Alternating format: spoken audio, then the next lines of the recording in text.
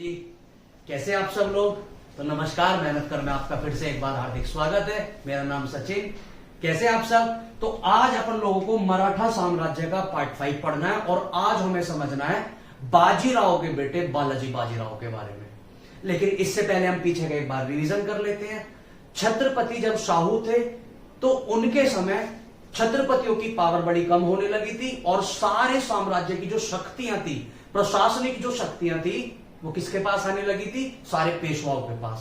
सबसे महान जो पेशवा हुआ वो हुआ था बालाजी विश्वनाथ और उसी ने छत्रपति को ये जो शाहू जो थे छत्रपति बने थे उसकी मदद जो करी थी वो बालाजी विश्वनाथ ने करी। 1713 में वो पेशवा बना। उससे पहले वो सेना करते था। जब वो भैया इसके बाद पेशवा बन गया था तो उसके बाद उसका सबसे बड़ा जो प्रशासनिक लेवल पे अगर देखा जाए जो उसने मुकम्मल किया अपने आप को, वो क्या था कि भैया वो गया और जाके उसने सैयद बंधुओं से समझौता किया था और समझौते के तहत उसने सारा शिवाजी द्वारा बनाए गए स्वराज को मुगलों से वापस ले लेता हुसैन अली खान से। और तो और 1719 में अपनी मृत्यु से पहले वो दिल्ली गया और दिल्ली की गद्दी पर उन दिनों कौन बैठा था? फर्रुख शियर। फर्रुख शियर को तख्ता पलट करके मोहम्मद शाह को गद्दी पर बैठा के आया था। 1719 में बालाजी विश्वनाथ की मृत्यु होने के बाद उसका महान बेटा पेशवा बाजीराव, जिसको बाजीराव प्रथम भी बोल देते हैं, वो गद्दी पर बैठा। बाजीराव को कहा जाता है लड़ाकू पेशवा क्योंकि वो ऐसा पेशवा था जो अपने जीवन भर लड़ता रहा। साथ में उसको बोलते हैं हिंदू पद बादशाही का संस्थापक क्योंकि उसका एक विजन था कि मुझे पूरे भारत में हिंदू पद बादशाही को स्थापित करना है। गौ ब्राह्मण का संरक्षण बोला गया क्योंकि गायों को और ब्राह्मणों को वो संरक्षण दिया करता था। और साथ में उसको मराठा साम्राज्य का द्वितीय संस्थापक बोला गया क्योंकि शिवाजी के बाद अगर मराठा साम्राज्य अपने चरमोत्कर्ष को कोई लेके गया तो वो था बाजीराव। मैंने आपको बताया इसके समय में सबसे पहले जो इसका अपोनेंट दूसरे मराठा सरदार होते हैं वो कोल्हापुर में रहते हैं। तो निजाम जाके कोल्हापुर से दोस्ती करके बाजीराव पर अटैक करता है और बाजीराव जाता है और उससे समझौते के तहत मुंगी शिवगांव की संधि करता है और उससे चौथ ले लेता है। उन दिनों समुद्र में एक ताकत बढ़ रही थी पुर्तगाल को जाके बाजीराव मार के आता है। उन्हीं दिनों एक आइलैंड था जहां पर बहुत लूटपाट हुआ करती थी। आइलैंड का नाम था जंजीरा। वहां पर एक जनजाति रहा करती थी सिद्धि जनजाति के लोगों को बाजीराव जाता है और पीट के आता है। इससे पता चलता है कि समुद्र में बाजीराव की बहुत पकड़ थी। और इसी बीच हमने पढ़ा था कि छत्रसाल बुंदेला की बेटी मस्तानी बाजीराव के पास आई थी और जब वहां पर मोहम्मद खान बंगस बुंदेला पर आक्रमण करता है तो मस्तानी की साइड से लड़ने जाता है बाजीराव और बंगस को बंदी मारता है। उसके बाद वो दिल्ली की तरफ कूच करता है और मात्र 500 घुड़सवार लेके मोहम्मद रंगीला को उसका महल छोड़ के लाल किला छोड़ के भागने पर विवश कर देता है और फिर वापस आता है और फाइनली 1740 में बाजीराव की मृत्यु हो जाती है। जब बाजीराव गया दिल्ली तो उस समय मुगल इतने खोखले हो चुके होते हैं कि मोहम्मद शाह बाजीराव के सामने तक नहीं आता, लाल किला छोड़ के भाग जाता है। ठीक है जी। तब छत्रसाल ये जो बाजीराव होता है ना, ये भी एक लाइन बोलता है। आप इस लाइन को किताबों में बिल्कुल एग्जैक्ट पढ़ सकते हैं कि अब वक्त, बाजीराव कहता है शाहू जी से कि हे छत्रपति, अब वक्त आ गया है कि हम इन विदेशियों को भारत से बाहर निकालें। ताजुब की बात है, आप ये देखिए कि मराठा साम्राज्य तक भी हम मुगलों को विदेशी समझ रहे थे और समझ के रहे थे ही विदेशी क्योंकि ये तो बाहर से आके इन्होंने भारत पर राज किया था। चाहे बात मोहम्मद गौरी की, चाहे बाबर की, अरब की साइड से तो वो भारत आए। इसलिए मराठा के हमारे सारे पेशवा और सारे छत्रपति भी मानते थे कि जो मुगल हैं, जो भारत की गद्दी पर बैठे हैं, ये विदेशी हैं। इसलिए बाजीराव शाहू जी से कहता है कि अब वक्त आ गया है कि इन विदेशियों को हम भारत से बाहर निकालें। और बोल रहा है कि जो ये मुगल जो है ये अब एक पेड़ के समान है। उनका कंपैरिजन कर रहा है पेड़ से कि ये अब एक ऐसा पेड़ है जिसकी ये जो जड़ें हैं वो बिल्कुल कमजोर हो चुकी है।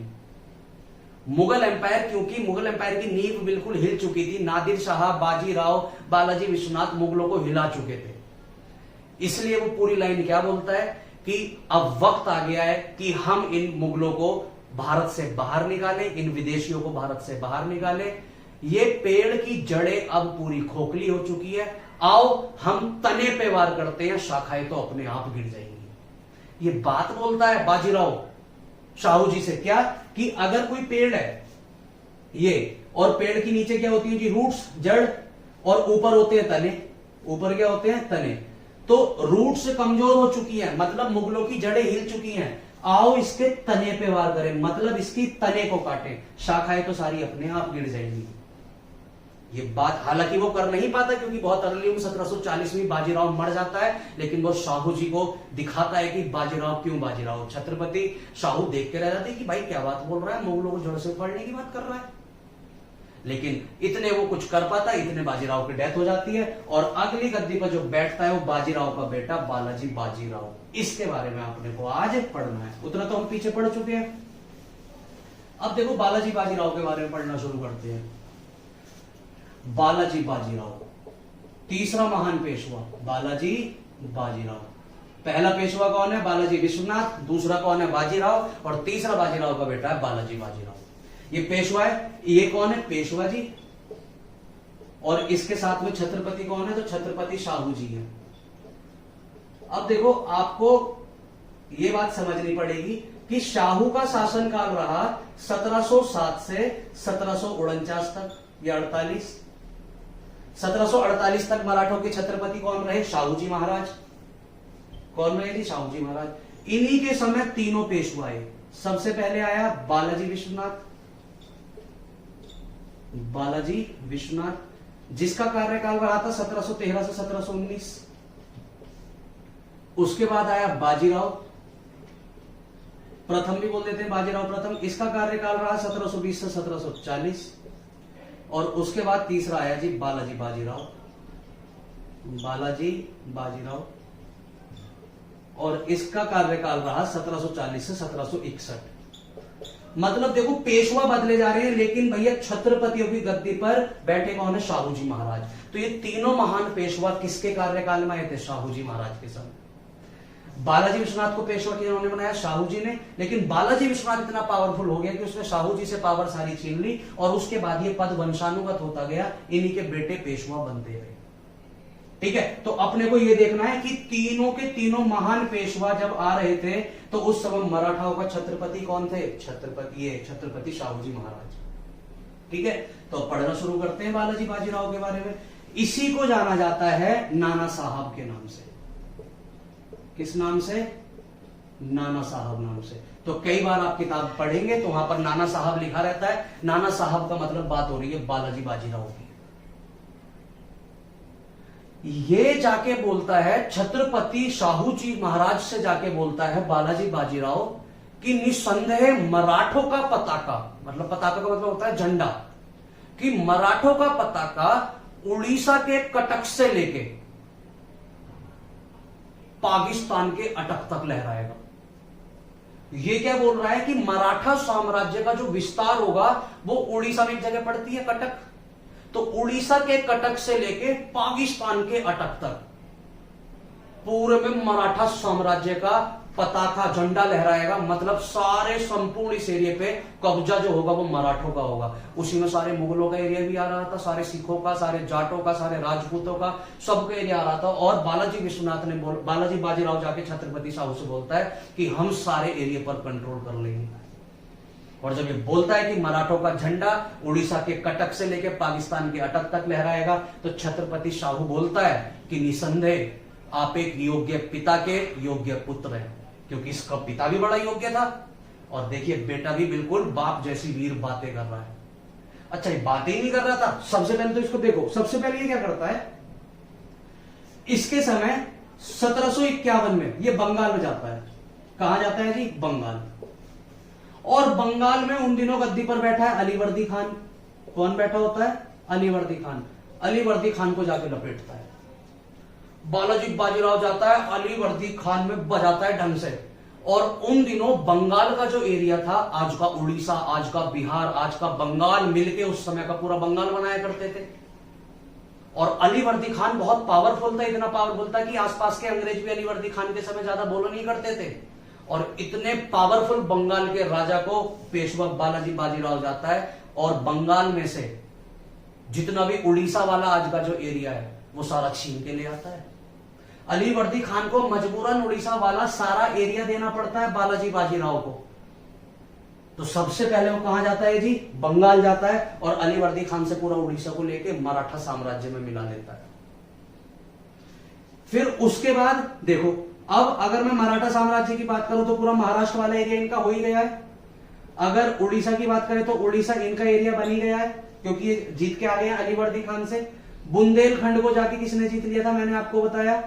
बुंदेलखंड को जाके बाजीराव जीत के आ गया था, बुंदेला वाला एरिया, क्योंकि उसको जागीरें दे दी गई थी। कौन कौन सी?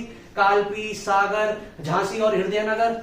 चारों जो बुंदेलखंड वाला एरिया था वो किसको दे दिया गया था? बाजीराव को। तो बुंदेलखंड वाला एरिया भी इन्हीं का हो गया है। रुहेलखंड, जो आज का रुहेलखंड है, वो वाला एरिया भी इन्होंने जीत लिया है। ये राजपूत ये गए बाजीराव, बालाजी बाजीराव के समय ये जाते हैं और राजस्थान के सारे राजपूतों को भी कूच देते हैं बुरी तरह, और समस्त राजस्थान पर भी कब्जा कौन कर लेता है जी? बालाजी बाजीराव। हर जगह मराठा का विस्तार हो रहा है बड़ी तीव्र गति से। जैसे ये राजस्थान जीतते हैं, ये बजाते हैं दिल्ली की तरफ। कहां जाते हैं? दिल्ली। अब दिल्ली में उन दिनों गद्दी पर बैठा है आलम, शाह आलम, मुगल बादशाह। लेकिन आप पढ़ चुके हो कि बाजीराव के समय ही मुगल बादशाह बिल्कुल बर्बाद हो चुके थे। अगर मुगलों की कोई असली ताकत थे तो वो उनके वजीर, उनके प्रधानमंत्री। उन दिनों एक्चुअली जो मुगलों को चला रहे थे वो प्रधानमंत्री चलाया करते थे, उनके मंत्री, जिसको वजीर बोला गया।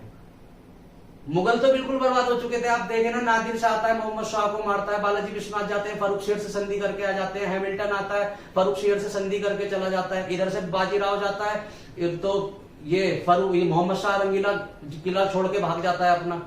तो मुगल तो हिल चुके हैं। बस मुगलों में अगर थोड़ी बहुत जान है तो वो उनके मंत्रियों की वजह से, क्योंकि उनके मंत्री पावरफुल थे। बालाजी बाजीराव जाता है और मुगलों में अपने मनपसंद का वजीर बना के आता है, जिसका नाम था इमादुल मुल्क।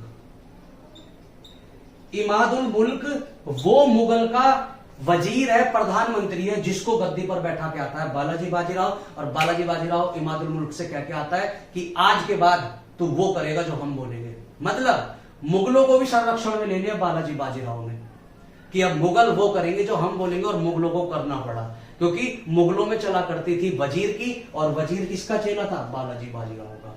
इमादुल मुल्क को पूरा मोहरा बनाया और उसके थ्रू पूरे मुगलों को कंट्रोल करा।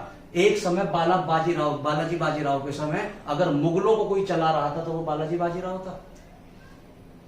इतना इसके समय मराठाओं का पताका इतना लहरा। जब ये दिल्ली की तरफ कूच करे तो दिल्ली को जीतने के बाद ये बढ़े पंजाब की तरफ, और पंजाब में इन्होंने सिखों को मारा दबा के, राजस्थान में राजपूतों को मारा, यमुना और गंगा के दोआब वाले एरिया पे इन्होंने जाटों को हराया, सबको मारा काटा। और सबको जब इन्होंने इतना मारा काटा तो सब इनके खिलाफ हो गए। अब ये जब पंजाब की तरफ बढ़े तो पंजाब में उन दिनों अहमद शाह अब्दाली का कोई मंत्री बैठा था, क्योंकि पंजाब वाले एरिया पर अहमद शाह अब्दाली, मैंने आपको बताया था, आया था और कब्जा करके 1754 में पंजाब को अपने कब्जे में लेके चला गया था। कौन? अहमद शाह अब्दाली। और अहमद शाह अब्दाली पंजाब को जीतने के बाद अपना बंदा बैठा के चला गया था पंजाब में। होता क्या है, ये पंजाब वाले उस एरिया पे घुसते हैं बालाजी बाजीराव, जहां पर अहमद शाह अब्दाली बैठा था, और जाने के बाद अहमद शाह अब्दाली के बंदे को मार काट के पंजाब से भगा देते हैं, और पंजाब पर भी पूरा कंट्रोल कौन कर लेता है? बालाजी बाजीराव। अब पंजाब का वो वाला एरिया जो आज के पाकिस्तान में पड़ता है, मुल्तान इस्लामाबाद वाला पूरा भी एरिया किसके पास आ गया है? ये सारा एरिया भी आ गया है बालाजी बाजीराव के पास। तो अगर आप देखें कि बालाजी बाजीराव के समय मराठा का विस्तार कहां तक हो चुका था, अगर आप नक्शे के माध्यम से समझे तो ये देखो,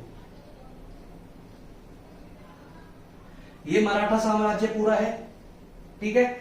इधर नीचे हैदर अली, मैसूर वाला जो एरिया था, हैदर अली से इन्होंने हैदर अली को पूरा अपने कब्जे में कर लिया। मतलब ये एरिया पूरा मराठों के पास आ चुका है। ये पूरा हैदराबाद वाला एरिया पूरा का पूरा मराठों के पास है। आज का जो उड़ीसा है वो मराठों ने ले लिया है। बुंदेलखंड वाला एरिया वो इनके पास है। राजस्थान पूरा वो इनके पास है। दिल्ली वो इनके कब्जे में है। पंजाब वो इनके कब्जे में है। मराठों का आप विस्तार देखिए, संपूर्ण भारत पर कब्जा कर लिया था मराठों ने।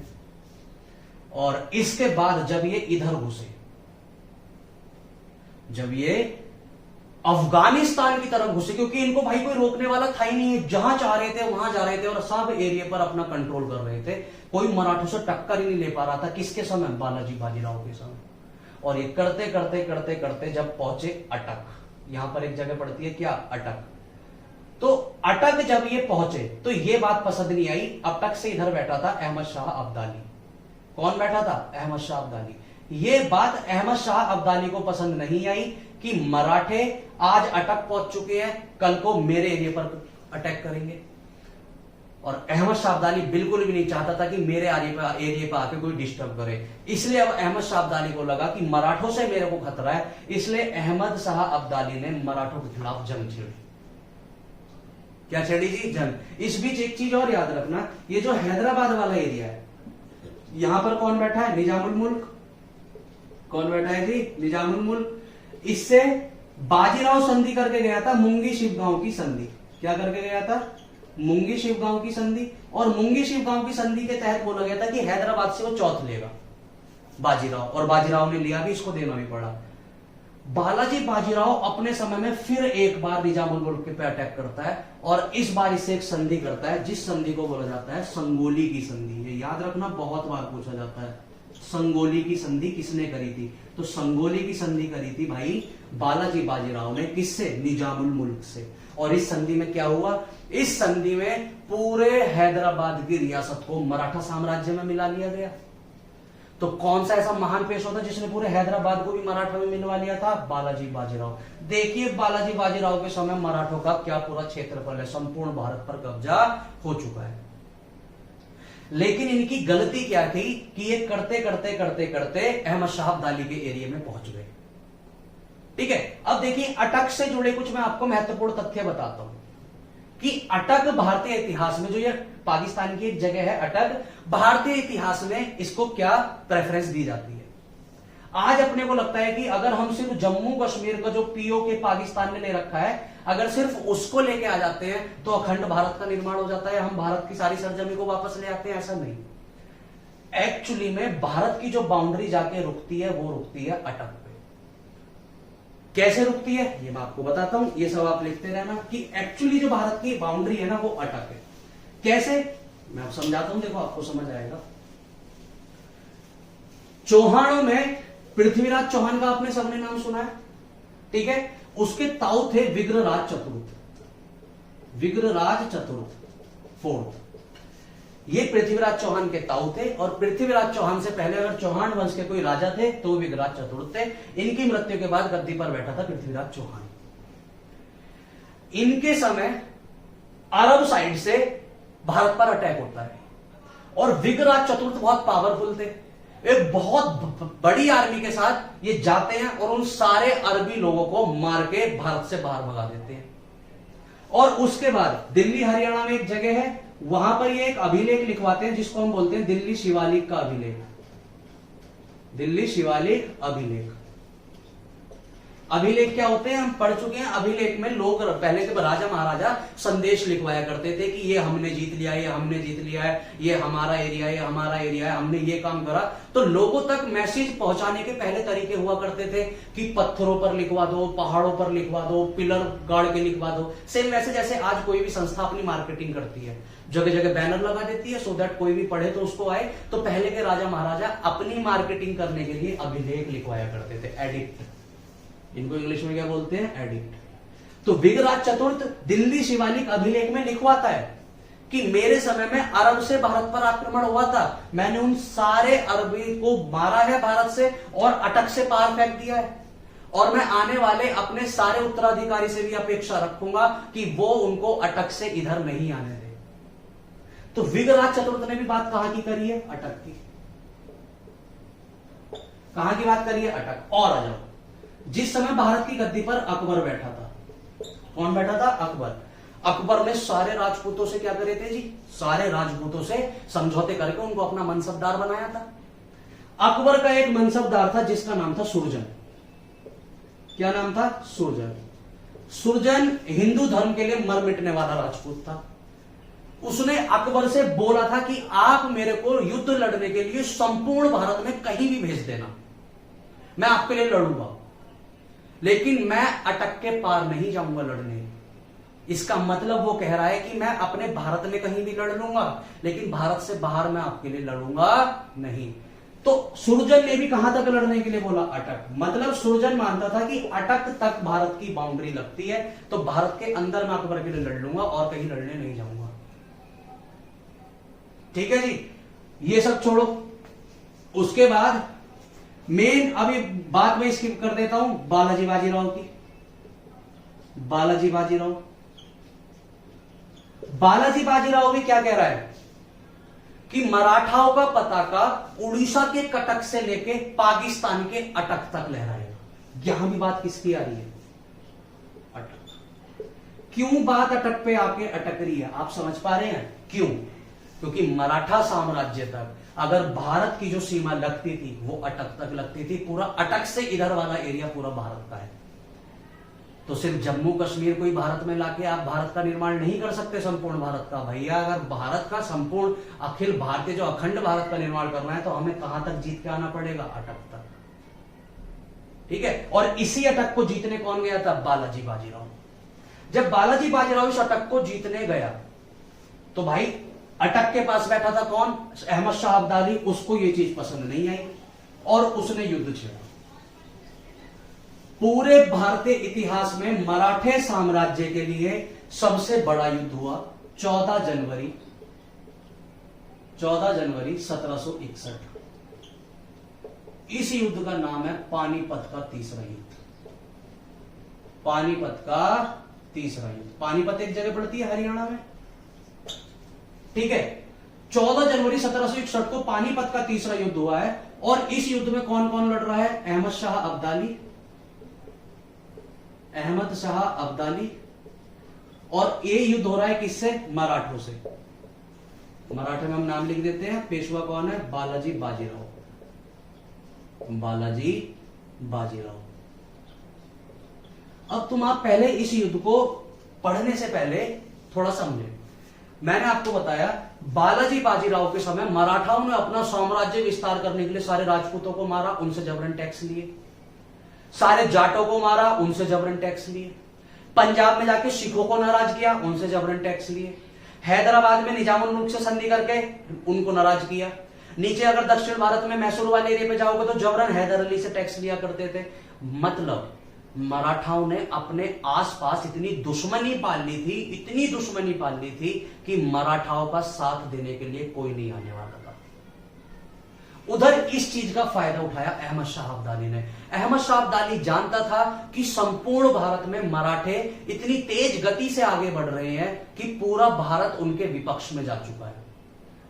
अब आपको भी जबरन कोई आके आपको परेशान करेगा, आपको मारेगा, आपके घर से आपको निकाल देगा, फिर आपसे मजदूरी कराएगा, गुलामगिरी कराएगा। आप थोड़ी ना उसको फिर तवज्जो देंगे। आप तो मौका चाहेंगे कि कब आप पे मौका मिले आप उसको जान से मार दें। तो संपूर्ण भारत के जितने भी बड़े बड़े राजा थे सारे के सारे दुश्मन बन चुके थे। किसके? बालाजी बाजीराव के। रीजन क्या था कि ये सबको बहुत बेरहमी से मार रहे थे और मन मर्जी का टैक्स वसूल रहे थे। और अब भारत की जनता बालाजी बाजीराव और इन सारे मराठा साम्राज्य से परेशान आ चुकी थी। दूसरा, ये सिर्फ और सिर्फ युद्ध लड़ते गए और टैक्स लेते गए। इन्होंने कभी भी जो साम्राज्य को जीता, जिन एरिया को इन्होंने जीता, उन एरिया में कभी भी एडमिनिस्ट्रेशन अच्छा नहीं किया, लोगों की बातें नहीं सुनी। सिर्फ जाते थे, टैक्स कलेक्ट करके आ जाया करते थे और बेरहमी से टैक्स कलेक्ट करते थे। इसलिए भारत की जनता बालाजी बाजीराव के साथ अब युद्ध में साथ नहीं देने वाली थी और इसलिए इस युद्ध में साथ दिया अहमद शाह अब्दाली का सबने। 1761 में एक बहुत बड़ा युद्ध होता है 14 जनवरी 1761 को, जिसको नाम दिया जाता है पानीपत का तीसरा युद्ध। इस युद्ध में बालाजी बाजीराव तो देखो बूढ़े से हो चुके हैं।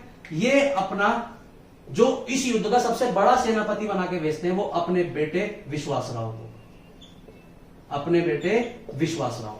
लेकिन विश्वासराव उन दिनों बहुत छोटा होता है, उसे तलवार तक तो पकड़नी आती नहीं है। लेकिन युद्ध की कमान सौंप दी जाती है इनके बेटे विश्वासराव, जो सिर्फ कहने के लिए और दिखाने के लिए था।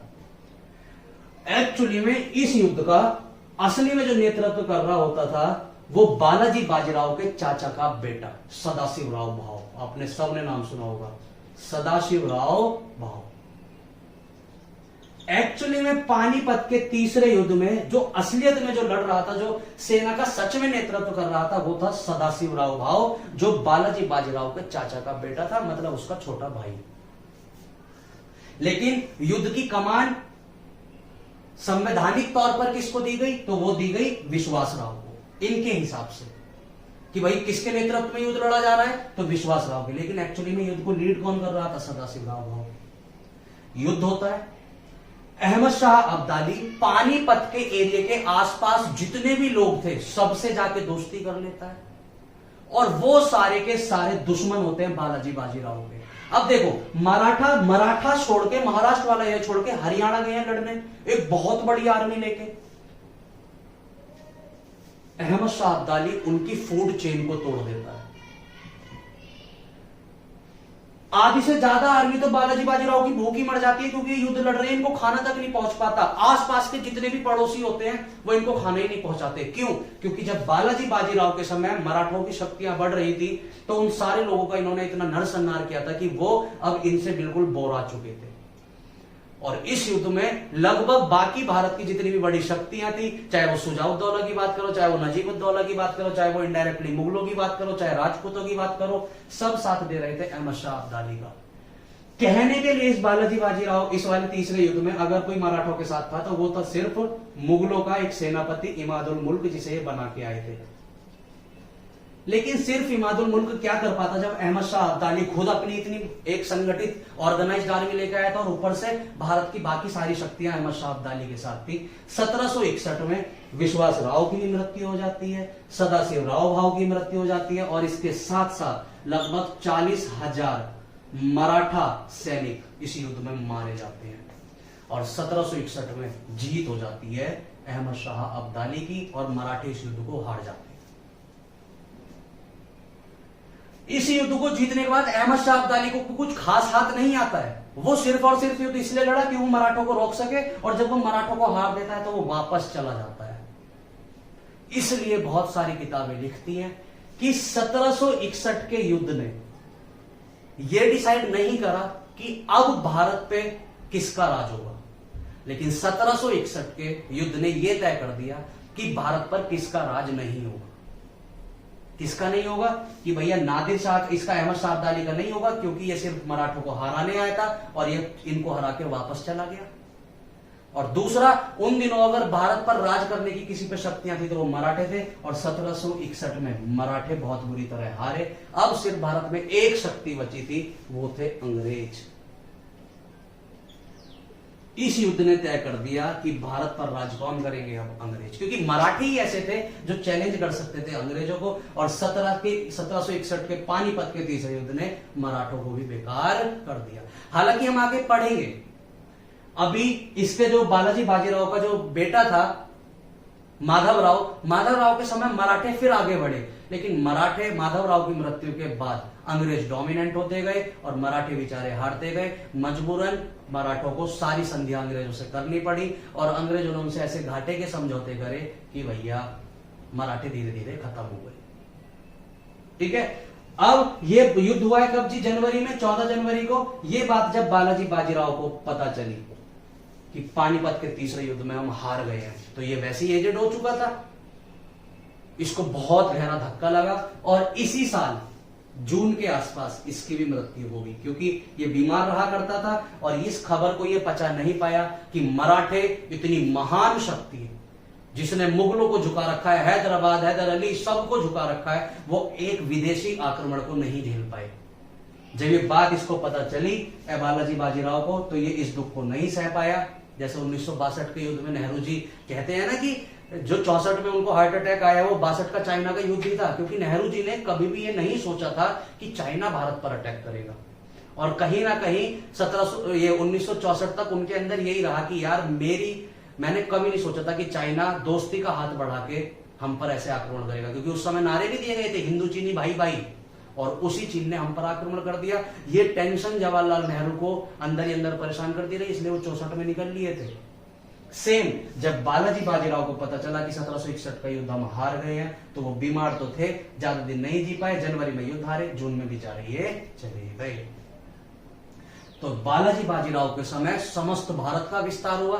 इनकी सबसे बड़ी समस्या क्या थी कि ये युद्धों में इतने बिजी रहे, ये मराठा साम्राज्य को फैलाने के लिए इतना ज्यादा आक्रोशित रहे कि ये भूल गए कि ये आम जनता पर बहुत ज्यादा अत्याचार कर रहे थे। चाहे किसी की फसल हो रही है चाहे नहीं, सबसे 50% टैक्स ले रहे थे, जबरन प्रशासन अच्छा कर नहीं रहे थे, सिर्फ और सिर्फ राजस्व व्यवस्था बना रहे थे। ऐसे काम नहीं चलता। और इनका जितना भी गुरूर था वो सारा तोड़ दिया अहमद शाह अब्दाली ने, और 1761 में ये हारे। अब इसके बाद क्या होता है वो हम कल की क्लास में पढ़ेंगे कि बालाजी बाजीराव का बेटा माधव राव गद्दी पर बैठता है और वो फिर दोबारा मराठा साम्राज्य को खड़ा करता है। लेकिन वही है कि हमेशा जो घर का बीज होता है वही लंका ढा देता है।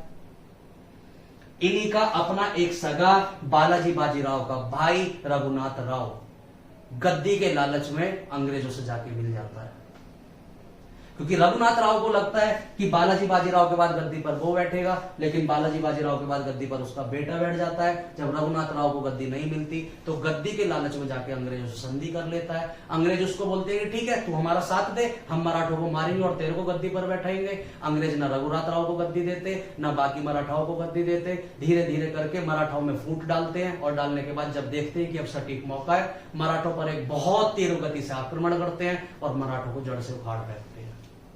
वो हम आगे धीरे धीरे पढ़ेंगे। ठीक है जी, चलिए, थैंक यू।